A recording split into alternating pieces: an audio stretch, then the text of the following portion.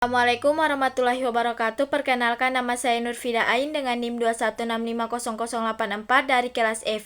Di sini saya akan menjelaskan materi tugas akhir semester Supply Chain Management yang terdiri dari beberapa judul materi. Baik, yang pertama yaitu strategi supply chain. Nah, strategi supply chain melibatkan negosiasi dengan banyak pemasok, pengembang hubungan kemitraan jangka panjang, integrasi vertikal maju dan mundur, jaringan keiretsu, dan pembentukan perusahaan maya. Nah, pilihan strategi ini mempengaruhi efisiensi, biaya, dan keberlanjutan rantai pasok. Nah, keputusan yang bijak dalam strategi ini dapat memberikan keuntungan kompetitif pada perusahaan. Selanjutnya, perancangan produk baru dalam perspektif supply chain. Perancangan produk baru dalam supply chain mencakup fase pra-perancangan, kreatif, analisa, pengembangan, dan presentasi. Nah, membedakan produk fungsional dan inovasi menjadi sesuatu yang mendasar dengan time to marketing sebagai faktor kunci. Nah, keterlibatan supply pada tahap awal dapat menghemat biaya dan meningkatkan kualitas. Hal yang perlu diperhatikan yaitu keterlambatan peluncuran produk baru dapat berdampak bagi finansial signifikan, mempengaruhi persaingan dan biaya pengembangan. Selain itu, desain for supply chain management dapat menekankan kemudahan produksi, modularity, dan adaptasi. Selanjutnya, konfigurasi jaringan supply chain management. Nah, efektivitas implementasi strategi supply chain tergantung pada konfigurasi jaringan yang sesuai.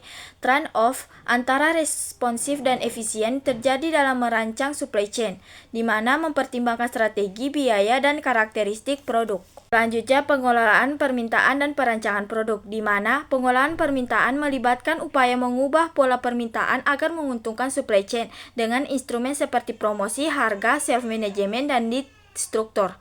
Perancangan produksi mencakup perencanaan produksi untuk memastikan efisiensi dan penyesuaian dengan permintaan, di mana strategi termasuk estimasi permintaan akurat, manajemen persediaan, penyesuaian harga dan promosi, perencanaan kapasitas, line manufaktur, dan penggunaan teknologi ERP. Selanjutnya itu mengelola persediaan pada supply chain.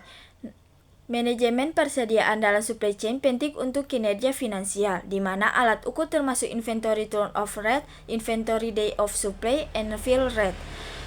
Nah, persediaan diklarifikasikan berdasarkan bentuk, fungsi, dan ketergantungan. Model EOQ dan Vendor Managed Inventory membantu efisiensi persediaan. Selanjutnya yaitu manajemen pengadaan. Manajemen pengadaan penting untuk perusahaan yang melibatkan frekuensi pengadaan, di mana aspek keuangan, barang, tempat, dan harga perlu untuk diperhatikan. Selain itu, pemilihan asal, jenis, dan jumlah barang, serta pengendalian persediaan mempengaruhi efektivitas manajemen. Kemudian manajemen transportasi dan distribusi, di mana pada manajemen transportasi dan distribusi ini melibatkan proses distribusi dan transportasi untuk mengantarkan produk dari produsen ke konsumen, di mana ini mencakup unsur-unsur seperti muatan, kendaraan, prasarana, dan terminal. Jenis transportasi termasuk darat, laut, dan udara. Strategi distribusi dapat melibatkan pengiriman langsung melalui gudang atau cross-docking untuk mencapai efisiensi biaya dan pelayanan tinggi. Juga distorsi informasi dan bullwhip effect. Pada distorsi informasi dan bullwhip effect terjadi dalam rantai pasok, memunculkan ketidakakuratan permintaan. Nah, penyebabnya melibatkan peramalan, pemesanan berkelompok, fluktuasi harga atau perubahan harga, dan praktik rationing. Dampaknya termasuk kehilangan penjualan, efisiensi rendah, dan layanan pelanggan buruk. Cara mengatasinya dengan berbagai informasi, penyelarasan saluran, dan efisiensi operasional. Selanjutnya, pengukuran kinerja supply chain. Pengukuran kinerja supply chain membandingkan hasil dengan rencana melibatkan metrik dan proses.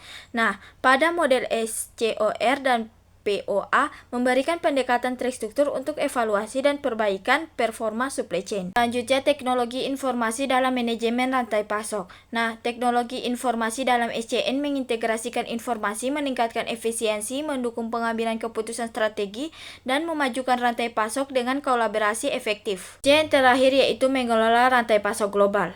Rantai pasok global mempengaruhi bisnis, mengurangi biaya, memberikan akses mitra berkualitas, mempercepat pengiriman, dan manajemen inventaris. Tips mengelola rantai pasok melibatkan tujuan, ruang lingkup, pemahaman komponen, dan memiliki strategi.